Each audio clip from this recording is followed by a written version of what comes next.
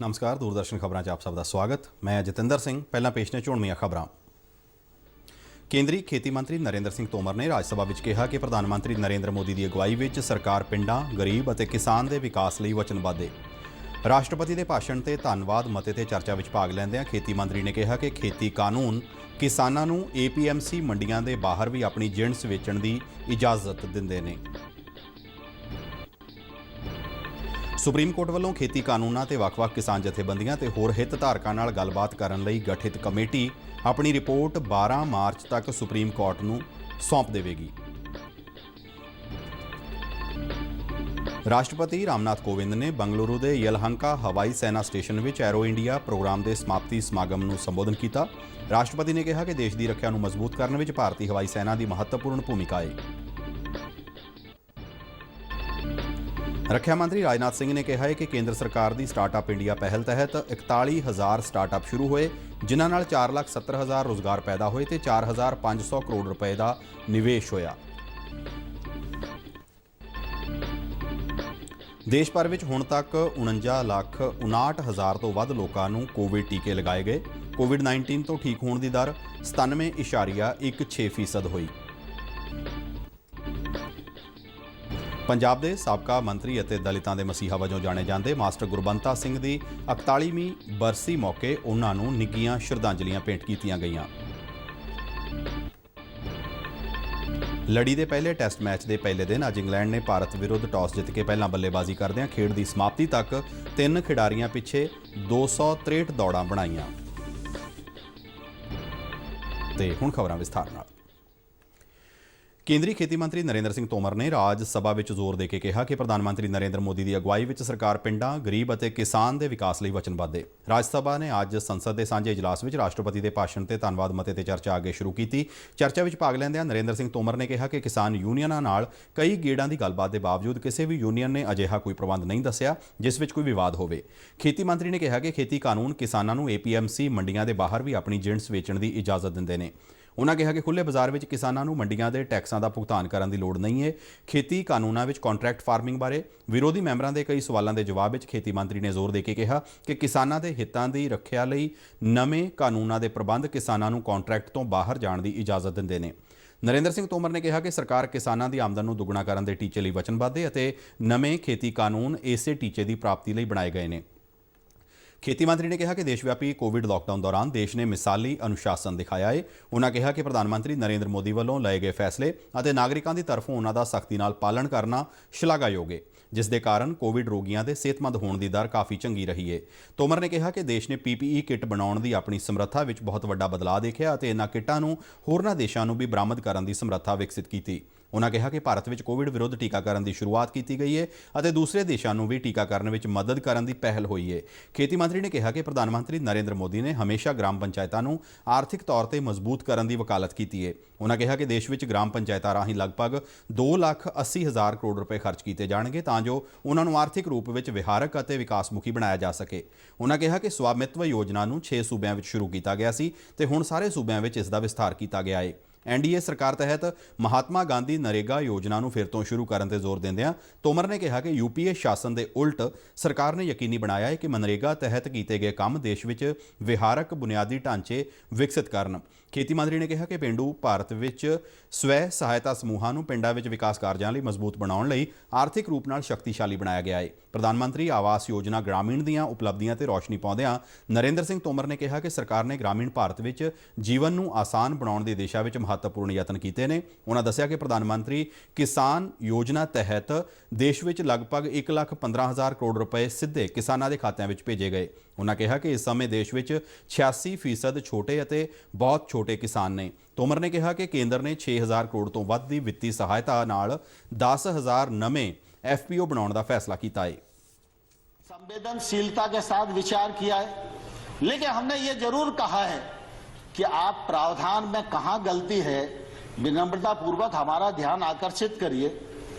हमने जो उनकी भावना के अंतर्गत जिन बिंदुओं को चिन्हित किया जा सकता था उनको भी चिन्हित करके बताया कि हमको आपकी लगती है कि आपको यह शंका है कि APMC खत्म हो जाएगी, तो हम इस पर विचार करते हैं। APMC खत्म नहीं होगी। हमने एक के बाद एक उनको प्रस्ताव देने का भी प्रयत्न किया, लेकिन मैंने साथ में यह भी कहा कि अगर हम भारत सरकार किसी भी संशोधन के लिए तैयार है, इसके मायने ये नहीं लगाना चाहिए कि किसान कानून में कोई गलती है। खरीद में ट्रांसपेरेंसी आए, ई ट्रांजैक्शन बढ़े, किसान को वाजिब दाम मिले, इलेक्ट्रॉनिक ट्रेड बढ़े। इसके लिए 1000 मंडियों को इनाम मंडी के रूप में परिवर्तित किया और 1000 और अब कर देंगे, बजट में प्रावधान हो गया। ਰਾਜ ਸਭਾ ਵਿੱਚ ਰਾਸ਼ਟਰਪਤੀ ਦੇ ਧੰਨਵਾਦ ਮਤੇ ਤੇ ਬਹਿਸ ਵਿੱਚ ਹਿੱਸਾ ਲੈਂਦਿਆਂ ਬੀਜੇਪੀ ਮੈਂਬਰ ਡਾਕਟਰ ਵਿਨੈ ਸਹਸਰਬੁੱਧੇ ਨੇ ਕਿਹਾ ਕਿ ਦੇਸ਼ ਦੇ ਲੋਕ ਮੌਜੂਦਾ ਸਰਕਾਰ ਦੇ ਕੰਮਕਾਰਾਂ ਨਾਲ ਲੋਕਤੰਤਰ ਨੂੰ ਨੇੜਿਓਂ ਮਹਿਸੂਸ ਕਰ ਰਹੇ ਨੇ। ਸਰਕਾਰ ਅਤੇ ਕਿਸਾਨ ਸੰਗਠਨਾਂ ਵਿਚਾਲੇ ਕਈ ਦੌਰ ਦੀ ਹੋਈ ਗੱਲਬਾਤ ਦਾ ਜ਼ਿਕਰ ਕਰਦਿਆਂ ਉਹਨਾਂ ਕਿਹਾ ਕਿ ਸਰਕਾਰ ਹੁਣ ਵੀ ਇਸ ਮਸਲੇ ਨਾਲ ਜੁੜੇ ਖਦਸ਼ਿਆਂ ਨੂੰ ਜੜ ਤੋਂ ਖਤਮ ਕਰਨ ਲਈ ਖੇਤੀ ਕਾਨੂੰਨਾਂ ਦੇ ਮੁੱਦੇ ਤੇ ਕਿਸਾਨਾਂ ਨਾਲ ਖੁੱਲ੍ਹੇ ਮਨ ਨਾਲ ਚਰਚਾ ਕਰਨ ਲਈ ਤਿਆਰ ਹੈ। ਪ੍ਰਧਾਨ ਮੰਤਰੀ ਨਰਿੰਦਰ ਮੋਦੀ ਵੱਲੋਂ ਕੀਤੇ ਗਏ ਸੁਧਾਰਾਂ ਦਾ ਜ਼ਿਕਰ ਕਰਦਿਆਂ ਡਾਕਟਰ ਸਹਸਰਬੁੱਧੇ ਨੇ ਕਿਹਾ ਕਿ ਕੇਂਦਰ ਨੇ ਸੂਬਿਆਂ ਨੂੰ ਮਾਲੀ ਪੱਖੋਂ ਮਜ਼ਬੂਤ ਬਣਾਉਣ ਲਈ ਕਈ ਠੋਸ ਉਪਰਾਲੇ ਕੀਤੇ ਨੇ, ਜਿਸ ਦਾ ਸਿੱਧਾ ਉਦਾਹਰਣ ਬੁਨਿਆਦੀ ਵਿਕਾਸ ਫੰਡ ਨੇ ਜੋ ਪੰਚਾਇਤ ਪੱਧਰ ਤੱਕ ਮੁਹੱਈਆ ਕਰਵਾਏ ਜਾ ਰਹੇ ਨੇ। ਉਹਨਾਂ ਕਿਹਾ ਕਿ ਕੇਂਦਰ ਸਰਕਾਰ ਦਾ ਸਬਕਾ ਸਾਥ ਸਬਕਾ ਵਿਕਾਸ ਅਤੇ ਸਬਕਾ ਵਿਸ਼ਵਾਸ ਦੀ ਸੋਚ ਨਾਲ ਕੰਮ ਕਰ ਰਹੀ ਹੈ। सबको साथ लेकर विश्व समुदाय का पूरा दिल जीतते हुए भारत उसका नेतृत्व करे, इस भूमिका में आगे बढ़ रहे हैं हम। और इसीलिए वैक्सीन डिप्लोमेसी की बात हो, सॉफ्ट पावर को बढ़ाने की बात हो, मैं मानता हूं कि इन सारे विषयों की ओर इस देश ने बहुत अच्छे तरीके से ध्यान देने की दिशा में अग्रसर होने का प्रण किया है। आदरणीय प्रधानमंत्री मोदी जी ने शायद पहली बार यह हुआ होगा कि ICCR का जो काम चलता है उसकी समीक्षा की, घंटा 2 घंटा उसके लिए दिया। ਕਾਂਗਰਸੀ ਮੈਂਬਰ ਪ੍ਰਤਾਪ ਸਿੰਘ ਬਾਜਵਾ ਨੇ 26 ਜਨਵਰੀ ਨੂੰ ਟਰੈਕਟਰ ਰੈਲੀ ਦੌਰਾਨ ਲਾਲ ਕਿਲ੍ਹੇ ਤੇ ਵਾਪਰੀਆਂ ਹਿੰਸਕ ਘਟਨਾਵਾਂ ਦੀ ਜਾਂਚ ਲਈ ਸੁਪਰੀਮ ਕੋਰਟ ਦੇ ਇੱਕ ਜੱਜ ਦੀ ਅਗਵਾਈ ਹੇਠ ਕਮੇਟੀ ਬਣਾਉਣ ਦੀ ਮੰਗ ਕੀਤੀ। ਉਹਨਾਂ ਆਰਡੀਨੈਂਸਾਂ ਰਾਹੀਂ ਖੇਤੀ ਬਿੱਲਾਂ ਨੂੰ ਅੱਗੇ ਵਧਾਉਣ ਬਾਰੇ ਵੀ ਸਵਾਲ ਖੜਾ ਕੀਤਾ। ਚਰਚਾ ਵਿੱਚ ਹਿੱਸਾ ਲੈਂਦਿਆਂ ਐਨਸੀਪੀ ਆਗੂ ਪ੍ਰਫੁੱਲ ਪਟੇਲ ਨੇ ਕੋਵਿਡ-19 ਮਹਾਮਾਰੀ ਖਿਲਾਫ ਲੜਾਈ 'ਚ ਕੇਂਦਰ ਅਤੇ ਸੂਬਾ ਸਰਕਾਰਾਂ ਵੱਲੋਂ ਸਾਂਝੇ ਤੌਰ ਤੇ ਕੀਤੇ ਗਏ ਯਤਨਾਂ ਦੀ ਸ਼ਲਾਘਾ ਕੀਤੀ। ਉਹਨਾਂ ਕੇਂਦਰ ਤੋਂ ਤਿੰਨੋਂ ਖੇਤੀ ਕਾਨੂੰਨ ਵਾਪਸ ਲੈਣ ਦੀ ਵੀ ਮੰਗ ਕੀਤੀ। ਬਹੁਜਨ ਸਮਾਜ ਪਾਰਟੀ ਦੇ ਸਤੀਸ਼ ਚੰਦਰ ਮਿਸ਼ਰਾ ਨੇ ਪ੍ਰਸਤਾਵ ਦਿੱਤਾ ਕਿ ਕੇਂਦਰ ਸਰਕਾਰ ਨੂੰ 3 ਸਾਲਾਂ ਦੇ ਅਰਸੇ ਲਈ ਖੇਤੀ ਕਾਨੂੰਨਾਂ ਨੂੰ ਲਾਗੂ ਕਰਨਾ ਚਾਹੀਦਾ ਹੈ। ਉਹਨਾਂ ਸਰਕਾਰ ਤੇ ਕਿਸਾਨਾਂ ਵਿਚਾਲੇ ਚੱਲ ਰਹੇ ਅੜਿੱਕੇ ਦੇ ਹੱਲ ਲਈ ਵਿਆਪਕ ਚਰਚਾ ਦਾ ਰਾਹ ਅਪਣਾਉਣ ਦੀ ਸਲਾਹ ਦਿੱਤੀ। ਮਿਸ਼ਰਾ ਨੇ ਗਣਤੰਤਰ ਦਿਵਸ ਮੌਕੇ ਲਾਲ ਕਿਲ੍ਹੇ ਤੇ ਵਾਪਰੀ ਹਿੰਸਾ ਤੇ ਵੀ ਚਿੰਤਾ ਜਤਾਈ। ਸੁਪਰੀਮ ਕੋਰਟ ਵੱਲੋਂ ਖੇਤੀ ਕਾਨੂੰਨਾਂ ਤੇ ਵੱਖ-ਵੱਖ ਕਿਸਾਨ ਜਥੇਬੰਦੀਆਂ ਅਤੇ ਹੋਰ ਹਿੱਤ ਧਾਰਕਾਂ ਨਾਲ ਗੱਲਬਾਤ ਕਰਨ ਲਈ ਗਠਿਤ ਕਮੇਟੀ ਆਪਣੀ ਰਿਪੋਰਟ 12 ਮਾਰਚ ਤੱਕ ਸੁਪਰੀਮ ਕੋਰਟ ਨੂੰ ਸੌਂਪ ਦੇਵੇਗੀ। ਕਮੇਟੀ ਦੇ ਮੁੱਖ ਮੈਂਬਰ ਅਨਿਲ ਕਨਵਟ ਨੇ ਦੱਸਿਆ ਕਿ ਕਮੇਟੀ ਨੇ ਹੁਣ ਤੱਕ 9 ਸੂਬਿਆਂ ਦੀਆਂ 32 ਜਥੇਬੰਦੀਆਂ ਨਾਲ ਖੇਤੀ ਕਾਨੂੰਨਾਂ ਤੇ ਕਿਰਸਾਨੀ ਦੇ ਹੋਰ ਮੁੱਦਿਆਂ ਤੇ ਗੱਲਬਾਤ ਕੀਤੀ ਹੈ। ਉਹਨਾਂ ਕਿਹਾ ਕਿ ਕਮੇਟੀ ਸੁਤੰਤਰ ਅਤੇ ਗੈਰ ਪੱਖਪਾਤੀ ਢੰਗ ਨਾਲ ਆਪਣਾ ਕੰਮ ਕਰ ਰਹੀ ਹੈ। ਰਾਸ਼ਟਰਪਤੀ ਰਾਮਨਾਥ ਕੋਵਿੰਦ ਨੇ ਕਿਹਾ ਹੈ ਕਿ ਦੇਸ਼ ਦੀ ਰੱਖਿਆ ਨੂੰ ਮਜ਼ਬੂਤ ਕਰਨ ਵਿੱਚ ਭਾਰਤੀ ਹਵਾਈ ਸੈਨਾ ਦੀ ਮਹੱਤਵਪੂਰਨ ਭੂਮਿਕਾ ਹੈ। ਅੱਜ ਬੰਗਲੁਰੂ ਦੇ ਯਲਹੰਕਾ ਹਵਾਈ ਸੈਨਾ ਸਟੇਸ਼ਨ ਵਿੱਚ ਐਰੋ ਇੰਡੀਆ ਪ੍ਰੋਗਰਾਮ ਦੇ ਸਮਾਪਤੀ ਸਮਾਗਮ ਨੂੰ ਸੰਬੋਧਨ ਕਰਦਿਆਂ ਉਹਨਾਂ ਕਿਹਾ ਕਿ ਹਿੰਦ ਮਹਾਸਾਗਰ ਦੇਸ਼ਾਂ ਵਿਚਾਲੇ ਸਹਿਯੋਗ ਬਹੁਤ ਮਹੱਤਵਪੂਰਨ ਹੈ। ਉਹਨਾਂ ਕਿਹਾ ਕਿ ਹਿੰਦ ਮਹਾਸਾਗਰ ਖੇਤਰ ਦੇ 28 ਮੁਲਕਾਂ ਨੇ 13ਵੇਂ ਐਰੋ ਇੰਡੀਆ ਪ੍ਰੋਗਰਾਮ ਵਿੱਚ ਸ਼ਿਰਕਤ ਕੀਤੀ। ਰਾਸ਼ਟਰਪਤੀ ਨੇ ਕਿਹਾ ਕਿ ਸਾਗਰ ਮਿਸ਼ਨ ਤਹਿਤ ਭਾਰਤ ਨੇ ਹਿੰਦ ਮਹਾਸਾਗਰ ਖੇਤਰ ਦੇ ਦੇਸ਼ਾਂ ਦੀ ਸਹਾਇਤਾ ਕੀਤੀ। ਉਹਨਾਂ ਕਿਹਾ ਕਿ ਰੱਖਿਆ ਖੇਤਰ ਵਿੱਚ ਭਾਰਤ ਨੂੰ ਸਿਖਰ ਤੇ ਪਹੁੰਚਾਉਣ ਦੀਆਂ ਕੋਸ਼ਿਸ਼ਾਂ ਕੀਤੀਆਂ ਜਾ ਰਹੀਆਂ ਨੇ। ਰੱਖਿਆ ਤਕਨਾਲੋਜੀ ਦੇ ਖੇਤਰ ਵਿੱਚ ਭਾਰਤ ਆਤਮ ਨਿਰਭਰਤਾ ਵੱਲ ਵਧ ਰਿਹਾ ਹੈ। ਉਹਨਾਂ ਕਿਹਾ ਕਿ ਰੱਖਿਆ ਅਤੇ ਐਰੋਸਪੇਸ ਖੇਤਰ ਵਿੱਚ ਭਾਰਤ ਬਹੁਤ ਚੰਗੇ ਮੌਕੇ ਪ੍ਰਦਾਨ ਕਰਦਾ ਹੈ। ਰਾਸ਼ਟਰਪਤੀ ਨੇ ਕਿਹਾ ਕਿ ਅਰਥ ਵਿਵਸਥਾ ਅਤੇ ਮੂਲ ਢਾਂਚਾ ਮਜ਼ਬੂਤ ਕਰਨ ਤੇ ਵਿਸ਼ੇਸ਼ ਜ਼ੋਰ ਦਿੱਤਾ ਜਾ ਰਿਹਾ ਹੈ। Aero India 2021 is a living proof of India's ever-growing strength in the defense and aerospace sectors at the global level. The event has exhibited that the global confidence in India's capabilities is growing steadily. Today, India is not just a market, but is also a land of immense opportunities for the whole. ਰੱਖਿਆ ਮੰਤਰੀ ਰਾਜਨਾਥ ਸਿੰਘ ਨੇ ਕਿਹਾ ਹੈ ਕਿ ਕੇਂਦਰ ਸਰਕਾਰ ਦੀ startup India ਪਹਿਲ ਤਹਿਤ 41,000 ਸਟਾਰਟਅਪ ਸ਼ੁਰੂ ਹੋਏ ਨੇ, ਜਿਨ੍ਹਾਂ ਨਾਲ 4,70,000 ਰੁਜ਼ਗਾਰ ਪੈਦਾ ਹੋਏ ਅਤੇ 4,500 ਕਰੋੜ ਰੁਪਏ ਦਾ ਨਿਵੇਸ਼ ਹੋਇਆ। ਬੰਗਲੁਰੂ ਵਿੱਚ ਅੱਜ ਐਰੋ ਇੰਡੀਆ ਪ੍ਰਦਰਸ਼ਨੀ ਮੌਕੇ ਸਟਾਰਟਅਪ ਸੰਮੇਲਨ ਵਿੱਚ ਬੋਲਦਿਆਂ ਰੱਖਿਆ ਮੰਤਰੀ ਨੇ ਕਿਹਾ ਕਿ defence India startup challenge, innovation for defence excellence, startup Manthan ਅਤੇ IDEX ਵਰਗੇ ਪ੍ਰੋਗਰਾਮਾਂ ਨੇ ਦੇਸ਼ ਵਿੱਚ ਸਵਦੇਸ਼ੀ ਰੱਖਿਆ ਸਮਰੱਥਾ ਅਤੇ ਤਕਨਾਲੋਜੀ ਸੰਚਾਲਿਤ ਸਟਾਰਟਅਪ ਤੰਤਰ ਨੂੰ ਬਿਹਤਰ ਬਣਾਉਣ ਦਾ ਕੰਮ ਕੀਤਾ ਹੈ। ਉਨ੍ਹਾਂ ਕਿਹਾ ਕਿ ਰੱਖਿਆ ਖੇਤਰ ਵਿੱਚ ਸਟਾਰਟਅਪਸ ਨੂੰ ਪ੍ਰੋਤਸਾਹਿਤ ਕਰਨ ਲਈ ਦੇਸ਼ ਵਿੱਚ ਸ਼ਸਤਰ ਪ੍ਰਣਾਲੀਆਂ ਵਿੱਚ ਅਤਿ ਆਧੁਨਿਕ ਤਕਨੀਕ ਵਿਕਸਿਤ ਕਰਨ ਵਾਸਤੇ ਕਾਰਪੋਰੇਟ ਮਾਡਲ ਤਿਆਰ ਕੀਤੇ ਨੇ, ਜਿਸ ਨਾਲ ਸਾਡੇ ਦੇਸ਼ ਨੂੰ ਆਤਮ ਨਿਰਭਰ ਬਣਾਇਆ ਜਾ ਸਕੇ। ਰੱਖਿਆ ਮੰਤਰੀ ਨੇ ਕਿਹਾ ਕਿ IDEX ਯੋਜਨਾ ਤਹਿਤ 1200 ਤੋਂ ਵੱਧ ਸਟਾਰਟਅਪ ਅਤੇ ਇਨੋਵੇਟਰਾਂ ਨੂੰ ਪ੍ਰੋਤਸਾਹਨ ਦਿੱਤਾ ਗਿਆ, ਜਿਨ੍ਹਾਂ ਵਿੱਚੋਂ 30 ਤਕਨੀਕੀ ਖੇਤਰਾਂ ਲਈ 60 ਸਟਾਰਟਅਪਸ ਨੂੰ ਚੁਣਿਆ ਗਿਆ ਅਤੇ ਹਰ ਇੱਕ ਨੂੰ ਪ੍ਰੋਟੋਟਾਈਪ ਬਣਾਉਣ ਲਈ 1.5 ਕਰੋੜ ਰੁਪਏ ਦਿੱਤੇ ਗਏ। ਉਨ੍ਹਾਂ ਖੁਸ਼ੀ ਜ਼ਾਹਰ ਕੀਤੀ ਕਿ ਅਜਿਹੇ 10 ਸਟਾਰਟਅਪਸ ਨੇ ਅੱਜ 100 ਕਰੋੜ ਰੁਪਏ ਦੇ ਉਤਪਾਦ ਵਿਕਸਿਤ ਕੀਤੇ ਨੇ।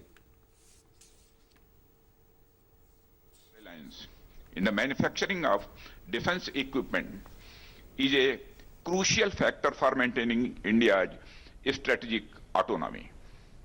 The IDEX initiative stands out as one of the most effective and well executed defense startup ecosystem created in our country. ਦੇਸ਼ ਭਰ ਵਿੱਚ ਹੁਣ ਤੱਕ 49,59,000 ਤੋਂ ਵੱਧ ਲੋਕਾਂ ਨੂੰ ਕੋਵਿਡ ਟੀਕੇ ਲਗਾਏ ਜਾ ਚੁੱਕੇ ਨੇ। ਕੇਂਦਰੀ ਸਿਹਤ ਮੰਤਰਾਲਾ ਅਨੁਸਾਰ ਬੀਤੇ ਦਿਨ 5,09,000 ਤੋਂ ਵੱਧ ਲੋਕਾਂ ਦਾ ਕੋਵਿਡ ਟੀਕਾਕਰਨ ਹੋਇਆ। 8 ਸੂਬਿਆਂ ਤੇ ਕੇਂਦਰ ਸ਼ਾਸਿਤ ਪ੍ਰਦੇਸ਼ਾਂ ਦੇ 61% ਲੋਕਾਂ ਨੂੰ ਟੀਕਾ ਲਗਾਇਆ ਗਿਆ ਹੈ। ਦੇਸ਼ ਵਿੱਚ ਹੁਣ ਤੱਕ ਹੋਏ ਕੋਵਿਡ ਟੀਕਾਕਰਨ ਦਾ 11% ਉੱਤਰ ਪ੍ਰਦੇਸ਼ ਵਿੱਚ ਮੁਕੰਮਲ ਹੋਇਆ ਹੈ। ਇਸੇ ਦੌਰਾਨ ਬੀਤੇ ਦਿਨ 15,000 ਤੋਂ ਵੱਧ ਕੋਰੋਨਾ ਮਰੀਜ਼ ਸਿਹਤਯਾਬ ਹੋਏ, ਜਿਸ ਮਗਰੋਂ ਕੋਰੋਨਾ ਤੋਂ ਠੀਕ ਹੋਣ ਦੀ ਦਰ 97.16% ਹੋ ਗਈ ਹੈ। ਸਿਹਤ ਮੰਤਰਾਲਾ ਨੇ ਕਿਹਾ ਹੈ ਕਿ ਹੁਣ ਤੱਕ 1 ਕਰੋੜ 4 ਲੱਖ ਕੋਰੋਨਾ ਮਰੀਜ਼ ਸਿਹਤਯਾਬ ਹੋ ਚੁੱਕੇ ਨੇ। ਇਸ ਸਮੇਂ ਦੇਸ਼ ਭਰ ਵਿੱਚ ਕੋਰੋਨਾ ਦੇ 1,51,700 ਐਕਟਿਵ ਮਾਮਲੇ ਨੇ। ਦੇਸ਼ ਵਿੱਚ ਬੀਤੇ ਦਿਨ 12,408 ਨਵੇਂ ਕੋਰੋਨਾ ਮਾਮਲੇ ਸਾਹਮਣੇ ਆਏ, ਜਿਸ ਮਗਰੋਂ ਹੁਣ ਤੱਕ ਕੋਰੋਨਾ ਦੀ ਪੁਸ਼ਟੀ ਵਾਲੇ ਕੁੱਲ ਮਾਮਲਿਆਂ ਦੀ ਸੰਖਿਆ 1 ਕਰੋੜ 8 ਲੱਖ ਤੋਂ ਪਾਰ ਹੋ ਗਈ ਹੈ। ਬੀਤੇ ਦਿਨ 120 ਰੋਗੀਆਂ ਦੀ ਕੋਰੋਨਾ ਕਾਰਨ ਮੌਤ ਹੋਈ। ਹੁਣ ਤੱਕ ਦੇਸ਼ ਭਰ ਵਿੱਚ ਕੋਰੋਨਾ ਨਾਲ ਮਰਨ ਵਾਲਿਆਂ ਦੀ ਸੰਖਿਆ 1,54,000 ਤੋਂ ਵੱਧ ਹੋ ਗਈ ਹੈ। ਖੇਤੀ ਕਾਨੂੰਨਾਂ ਦੇ ਵਿਰੋਧ ਵਿੱਚ ਅੰਦੋਲਨਕਾਰੀ ਕਿਸਾਨ ਜਥੇਬੰਦੀ ਸੰਯੁਕਤ ਕਿਸਾਨ ਮੋਰਚਾ ਵੱਲੋਂ ਭਲਕੇ 6 ਫਰਵਰੀ ਨੂੰ ਦੇਸ਼ ਭਰ ਵਿੱਚ ਚੱਕਾ ਜਾਮ ਦਾ ਸੱਦਾ ਦਿੱਤਾ ਗਿਆ ਹੈ। ਕਿਸਾਨ ਨੇਤਾਵਾਂ ਅਨੁਸਾਰ ਦੁਪਹਿਰ 12 ਵਜੇ ਤੋਂ 3 ਵਜੇ ਤੱਕ ਕਿਸਾਨਾਂ ਵੱਲੋਂ ਚੱਕਾ ਜਾਮ ਕੀਤਾ ਜਾਵੇਗਾ। ਭਾਰਤੀ ਕਿਸਾਨ ਯੂਨੀਅਨ ਦੇ ਨੇਤਾ ਗੌਰਵ ਟਿਕੈਤ ਨੇ ਦੱਸਿਆ ਕਿ ਸ਼ਨੀਵਾਰ ਨੂੰ ਕਿਸਾਨ 3 ਘੰਟੇ ਲਈ ਆਪਣੇ ਖੇਤਾਂ 'ਚੋਂ ਨਿਕਲ ਕੇ ਸੜਕ ਤੇ ਬੈਠੇਗਾ ਅਤੇ ਚੱਕਾ ਜਾਮ ਕਰੇਗਾ। ਇਸ ਦੇ ਨਾਲ ਹੀ ਦੇਸ਼ ਦੇ ਵੱਖ-ਵੱਖ ਹਿੱਸਿਆਂ ਵਿੱਚ ਅਧਿਕਾਰੀਆਂ ਨੂੰ ਮੈਮੋਰੈਂਡਮ ਦਿੱਤੇ ਜਾਣਗੇ। ਉਨ੍ਹਾਂ ਕਿਹਾ ਕਿ ਚੱਕਾ ਜਾਮ ਪੂਰੀ ਤਰ੍ਹਾਂ ਸ਼ਾਂਤੀਪੂਰਨ ਰਹੇਗਾ। ਚੱਕਾ ਜਾਮ ਦੌਰਾਨ ਜ਼ਰੂਰੀ ਸੇਵਾਵਾਂ ਨਾਲ ਜੁੜੀਆਂ ਗੱਡੀਆਂ ਨੂੰ ਨਹੀਂ ਰੋਕਿਆ ਜਾਵੇਗਾ। ਪੰਜਾਬ ਦੇ ਸਾਬਕਾ ਮੰਤਰੀ ਅਤੇ ਦਲਿਤਾਂ ਦੇ ਮਸੀਹਾ ਵਜੋਂ ਜਾਣੇ ਜਾਂਦੇ ਮਾਸਟਰ ਗੁਰਬੰਤਾ ਸਿੰਘ ਦੀ 41ਵੀਂ ਬਰਸੀ ਮੌਕੇ ਉਹਨਾਂ ਨੂੰ ਨਿੱਘੀਆਂ ਸ਼ਰਧਾਂਜਲੀਆਂ ਭੇਂਟ ਕੀਤੀਆਂ ਗਈਆਂ। ਮਾਸਟਰ ਗੁਰਬੰਤਾ ਸਿੰਘ ਦੇ ਜੱਦੀ ਪਿੰਡ ਧਾਲੀਵਾਲ ਵਿਖੇ ਉਹਨਾਂ ਦੀ ਯਾਦਗਾਰ ਤੇ ਅੱਜ ਵਿਸ਼ੇਸ਼ ਸ਼ਰਧਾਂਜਲੀ ਸਮਾਗਮ ਕਰਵਾਇਆ ਗਿਆ, ਜਿਸ ਵਿੱਚ ਵੱਖ-ਵੱਖ ਪਾਰਟੀਆਂ ਦੇ ਆਗੂਆਂ ਤੋਂ ਇਲਾਵਾ ਕਈ ਧਾਰਮਿਕ ਅਤੇ ਸਮਾਜਿਕ ਸ਼ਖਸੀਅਤਾਂ ਨੇ ਵੀ ਸ਼ਿਰਕਤ ਕੀਤੀ ਅਤੇ ਉਹਨਾਂ ਨੂੰ ਸ਼ਰਧਾ ਦੇ ਫੁੱਲ ਭੇਂਟ ਕੀਤੇ। ਸਮਾਗਮ ਵਿੱਚ ਹੋਰਨਾਂ ਤੋਂ ਇਲਾਵਾ ਮਾਸਟਰ ਗੁਰਬੰਤਾ ਸਿੰਘ ਦੇ ਪੁੱਤਰ ਮੈਂਬਰ ਪਾਰਲੀਮੈਂਟ ਚੌਧਰੀ ਸੰਤੋਖ ਸਿੰਘ, ਉਹਨਾਂ ਦੇ ਪੋਤਰੇ ਵਿਧਾਨਕਾਰ ਚੌਧਰੀ ਸੁਰਿੰਦਰ ਸਿੰਘ, ਵਿਧਾਨਕਾਰ ਬਾਬਾ ਹੈਨਰੀ, ਸੁਸ਼ੀਲ ਕੁਮਾਰ ਰਿੰਕੂ, ਰਜਿੰਦਰ ਬੇਰੀ ਅਤੇ ਜਲੰਧਰ ਨਗਰ ਨਿਗਮ ਦੇ ਮੇਅਰ ਜਗਦੀਸ਼ ਰਾਜਾ ਉਚੇਚੇ ਤੌਰ ਤੇ ਸ਼ਾਮਲ ਹੋਏ। ਸਮਾਗਮ ਨੂੰ ਸੰਬੋਧਨ ਕਰਦਿਆਂ ਵੱਖ-ਵੱਖ ਬੁਲਾਰਿਆਂ ਨੇ ਸਮਾਜ ਦੇ ਦੱਬੇ ਕੁਚਲੇ ਅਤੇ ਕਮਜ਼ੋਰ ਵਰਗ ਦੇ ਲੋਕਾਂ ਨੂੰ ਉੱਚਾ ਚੁੱਕਣ ਲਈ ਮਾਸਟਰ ਗੁਰਬੰਤਾ ਸਿੰਘ ਵੱਲੋਂ ਪਾਏ ਗਏ ਯੋਗਦਾਨ ਨੂੰ ਚੇਤੇ ਕੀਤਾ ਗਿਆ ਅਤੇ ਸਮਾਜ ਦੇ ਵਿਕਾਸ ਲਈ ਪਾਏ ਉਹਨਾਂ ਦੇ ਪੂਰਨਿਆਂ ਤੇ ਚੱਲਣ ਦੀ ਅਪੀਲ ਕੀਤੀ। ਭਾਰਤ ਅਤੇ ਇੰਗਲੈਂਡ ਵਿਚਾਲੇ 4 ਟੈਸਟ ਮੈਚਾਂ ਦੀ ਲੜੀ ਦੇ ਪਹਿਲੇ ਮੈਚ ਦੇ ਪਹਿਲੇ ਦਿਨ ਅੱਜ ਇੰਗਲੈਂਡ ਦੀ ਟੀਮ ਨੇ ਖੇਡ ਖਤਮ ਹੋਣ ਤੱਕ 3 ਖਿਡਾਰੀਆਂ ਪਿੱਛੇ 263 ਦੌੜਾਂ ਬਣਾ ਲਈਆਂ ਸਨ। ਇਸ ਤੋਂ ਪਹਿਲਾਂ ਅੱਜ ਸਵੇਰੇ ਚੇਨਈ ਦੇ MA ਚਿਦੰਬਰਮ ਸਟੇਡੀਅਮ ਵਿੱਚ ਇੰਗਲੈਂਡ ਨੇ ਟਾਸ ਜਿੱਤ ਕੇ ਪਹਿਲਾਂ ਬੱਲੇਬਾਜ਼ੀ ਦਾ ਫੈਸਲਾ ਕੀਤਾ। ਸਲਾਮੀ ਬੱਲੇਬਾਜ਼ ਰੋਰੀ ਬਰਨਜ਼ ਨੇ 33 ਦੌੜਾਂ ਬਣਾਈਆਂ ਅਤੇ ਉਹ ਅਸ਼ਵਨੀ ਹੱਥੋਂ ਆਊਟ ਹੋਇਆ। ਬੁਮਰਾਹ ਨੇ ਡੈਨੀਅਲ ਲਾਰੈਂਸ ਨੂੰ 0 ਦੇ ਸਕੋਰ ਤੇ ਆਊਟ ਕੀਤਾ। ਪਹਿਲੇ ਦਿਨ ਦੇ ਖੇਡ ਦੀ ਅੰਤਿਮ ਗੇਂਦ ਤੇ ਜਸਪ੍ਰੀਤ ਬੁਮਰਾਹ ਨੇ ਡੋਮਿਨਿਕ ਸਿਬਲੀ ਨੂੰ 87 ਦੌੜਾਂ ਦੇ ਨਿੱਜੀ ਸਕੋਰ ਤੇ ਆਊਟ ਕੀਤਾ। ਪਹਿਲੇ ਦਿਨ ਦਾ ਖੇਡ ਖਤਮ ਹੋਣ ਸਮੇਂ ਕਪਤਾਨ ਜੋ ਰੂਟਸ ਸ਼ਾਨਦਾਰ 128 ਦੌੜਾਂ ਬਣਾ ਕੇ ਕ੍ਰੀਜ਼ ਤੇ ਡਟਿਆ ਹੋਇਆ ਸੀ। ਇਸ ਦੇ ਨਾਲ ਹੀ ਸਾਡਾ ਖਬਰਾਂ ਦਾ ਬੁਲੇਟਿਨ ਸਮਾਪਤ ਹੁੰਦਾ ਹੈ। ਇਜਾਜ਼ਤ ਦਿਓ, ਨਮਸਕਾਰ।